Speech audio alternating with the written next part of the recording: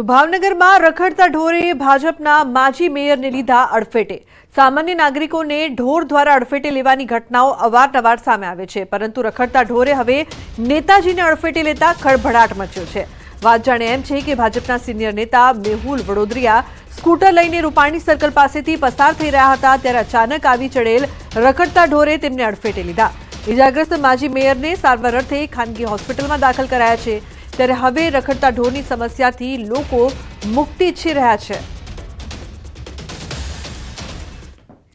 જો તમે કોઈ અજાણી વ્યક્તિને લિફ્ટ આપો છો તો સાવધાન, ક્યાંક તમારી લિફ્ટ તમને જ ભારે પડી શકે છે। જી હા, દ્વારકામાં એક વૃદ્ધ પાસે બે મહિલાએ લિફ્ટ માંગી, ત્યારબાદ અવાવરૂ જગ્યાએ લઈ જઈ મહિલાઓ અને તેની લૂંટારૂ ટોળકીએ લૂંટ ચલાવી। બે મહિલા અને 3 પુરુષની 5 જણની લૂંટારૂ ટોળકીએ વૃદ્ધને માર મારી 39,000 રૂપિયાની લૂંટ ચલાવી ફરાર થઈ ગયા। દ્વારકા પોલીસે ફરિયાદના આધારે 5 જણની ધાડપાડુ લૂંટારૂ ગેંગને ઝડપીને વધુ કાર્યવાહી હાથ ધરી છે। લૂંટારૂ ટોળકીએ અગાઉ પણ એક વ્યક્તિને લૂંટી લીધાની માહિતી પોલીસને મળી હતી।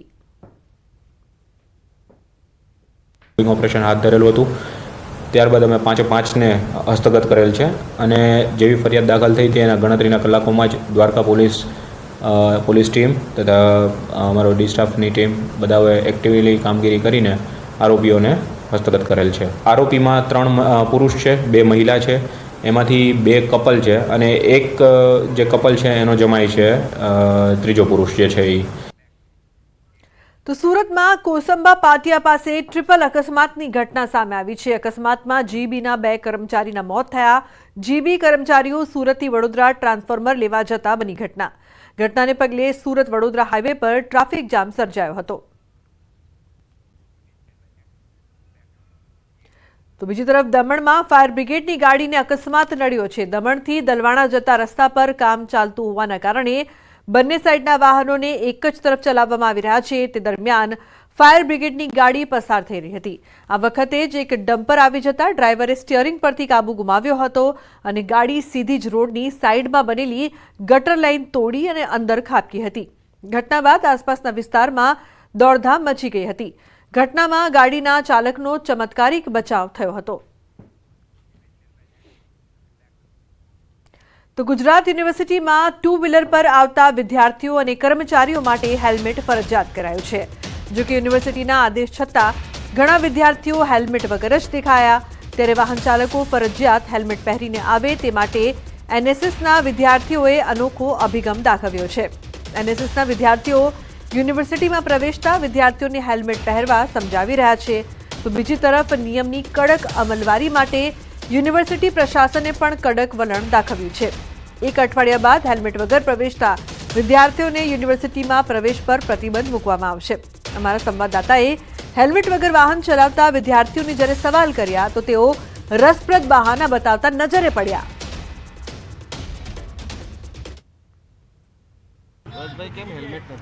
સાહેબ આજે શું છે, થોડો મોડો થઈ ગયો એટલા માટે બાઇક હતી નહીં, દોસ્તની બાઇક લઈને આવ્યો। બાઇક હેલ્મેટ તો છે મારા જોડે, પણ એમરજન્સીમાં ભાગદોડમાં નહીં જરૂર ખબર પડી ગઈ વાત। કાલે કીધું હતું યુનિવર્સિટી વાળાએ કે કાલથી હેલ્મેટ પહેરીને આવજો, પણ મારે શું છે કે ઘરમાં થોડો કન્ડિશન એવી છે એટલા માટે ભાગદોડમાં ભૂલી ગયો। કાલથી હેલ્મેટ આવીશ પહેરીને। કેમ હેલ્મેટ નથી પહેરતા? હેલ્મેટ એટલે હવે ઓલરેડી સમર છે અને ગરમી લાગે છે વધારે, ફરજિયાત છે હવે હેલ્મેટ? હા, તો હવે કાલથી પહેરીશું।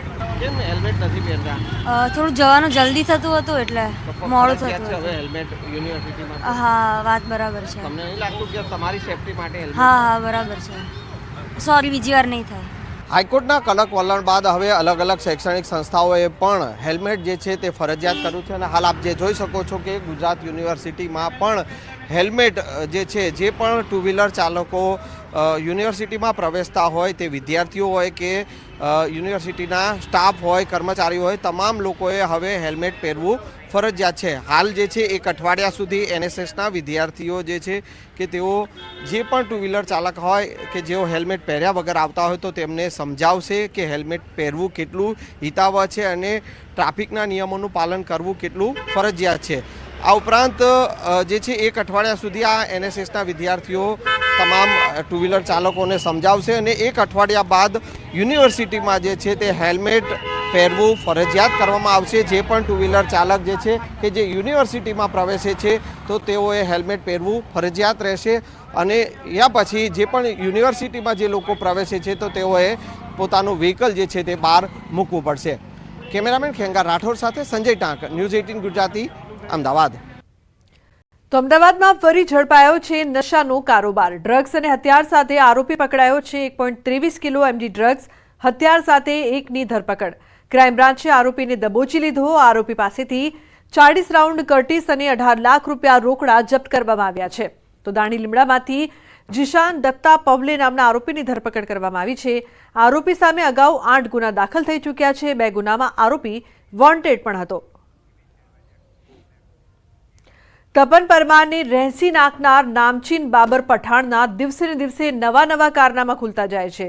હત્યાના આરોપી બાબરનો પહેલા મારામારીનો વિડીયો સામે આવ્યો, ત્યારબાદ હવે નશો કરતો હોય એવો વિડીયો વાયરલ થયો છે।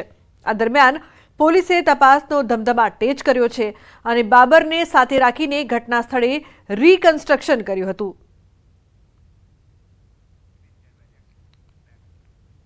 અન્ય સમાચાર જૂનાગઢથી સફાઈ કર્મચારીનું કારસ્તાન સામે આવ્યું છે। કેદીઓને બીડી તમાકુનો જથ્થો પહોંચાડતો હતો। જિલ્લા જેલમાં સફાઈ કર્મચારીનું કારસ્તાન કચરાની વાનમાં છુપાવતો હતો તમાકુનો જથ્થો। જિલ્લા જેલના સ્ટાફ દ્વારા ચેકિંગ કરાતા બીડી તમાકુ તેમજ ચૂનાની પડીકી મળી આવી હતી। કચરાના વાનના ચાલક મહેશ વાઘેલા તેમજ કેદી અશોક વિરુદ્ધ ગુનો દાખલ કરાયો છે। તો મહીસાગરના સરકારી કુમાર છાત્રાલયની ઘટના સામે આવી છે। લટકતી હાલતમાં યુવકની લાશ મળી આવી। લુણાવાડા પાસે સોનેલા ગામે બાબા સાહેબ આંબેડકર ભવન ખાતે છાત્રાલયમાં લટકતી હાલતમાં યુવાનનો મૃતદેહ મળ્યો। કોઈ અગમ્ય કારણોસર જીવન ટૂંકાવ્યું હોવાની પ્રાથમિક માહિતી। તો કુમાર છાત્રાલયમાં ફરજ દરમિયાન જીવન ટૂંકાવ્યું હોવાની સૂત્રો પાસેથી માહિતી મળી રહી છે। સમગ્ર બનાવની જાણ થતાં લુણાવાડા પોલીસ પહોંચી ઘટના સ્થળે। તો આણંદના આંકલાવમાં બંધક બનાવેલા શ્રમિકોને પોલીસે મુક્ત કરાવ્યા। આંકલાવમાં મોટી સંખ્યા ખાતેના ઈંટોના ભઠ્ઠામાં છેલ્લા 5 દિવસથી 27 શ્રમિકોને બંધક બનાવાયા હતા। મૂળ ઉત્તર પ્રદેશના કાસગંજમાંથી શ્રમિકોને લાવવામાં આવ્યા હોવાની પોલીસને માહિતી મળી હતી। તેઓ છેલ્લા 1 મહિનાથી અહીં કામ કરતા હતા, પરંતુ છેલ્લા 5 દિવસથી શ્રમિકોને બંધક બનાવી માર મારી જમવાનું પણ ન આપી કામ કરાવવાનો શ્રમિકોએ ગંભીર આક્ષેપ કર્યો છે। જિલ્લા વહીવટી તંત્રએ પોલીસને સાથે રાખી શ્રમિકોને મુક્ત કરાવી આગળની કાર્યવાહી હાથ ધરી છે।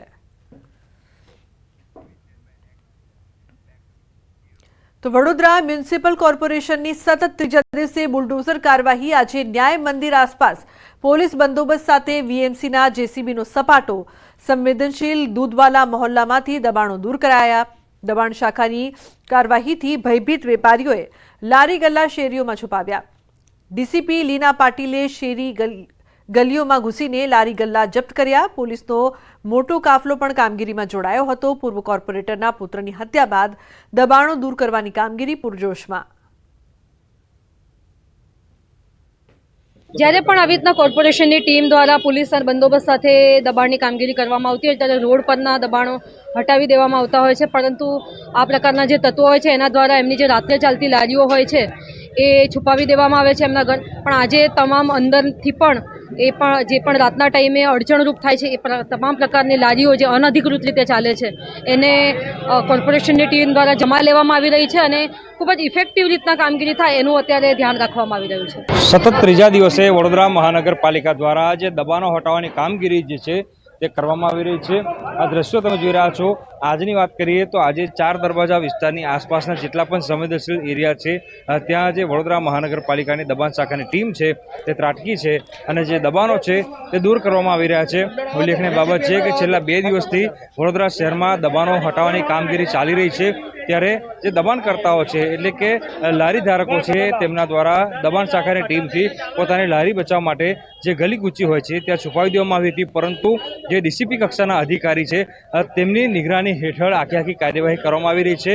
સંવેદનશીલ વિસ્તારની તમામ જે ગલીઓ છે એ ગલીઓમાં ચેકિંગ કરવામાં આવી રહ્યું છે અને ગલીઓમાં જો લારી ગલ્લા છુપાયેલા હોય તો તે લારી ગલ્લા જે છે તે બહાર કાઢવામાં આવી રહ્યા છે અને વડોદરા મહાનગરપાલિકા દ્વારા આ જે તમામ દબાણો છે તે જપ્ત જે છે તે કરવામાં આવી રહ્યા છે। ઉલ્લેખનીય બાબત છે કે ગઈકાલે જે કુંભરવાડા પોલીસ છે તેમના દ્વારા જે દબાણ શાખાની ટીમ છે તેમને અડધો પોણો કલાક સુધી રાહ જોડવામાં આવી હતી. સંકલનનો અભાવ જે છે તે જોવા મળ્યો હતો. ત્યારે આજે ડીસીપી કક્ષાના અધિકારી જે છે તેમને સમગ્ર મોરચો જે છે તે સંભાળ્યો છે અને ત્યારબાદ આખી જે કામગીરી જે છે તે કરવામાં આવી રહી છે. એટલે વડોદરા મહાનગરપાલિકા દ્વારા આ જ રીતે તમામ જે વિસ્તારો છે ત્યાં દબાણ હટાવવાની કામગીરી જે છે તે કરવામાં આવી રહી છે અને જે દબાણકર્તાઓ છે તેમની અંદર પાલિકાની કાર્યવાહીને લઈને ફફડાટ જોવા મળી રહ્યો છે. હાર્દિક દીક્ષિત, ન્યૂઝ 18 ગુજરાતી, વડોદરા. સમાચારનો પ્રવાહ યથાવત રહેશે. હાલ રોકાઈશું એક બ્રેક માટે. આપ જોતા રહો ન્યૂઝ 18 ગુજરાતી.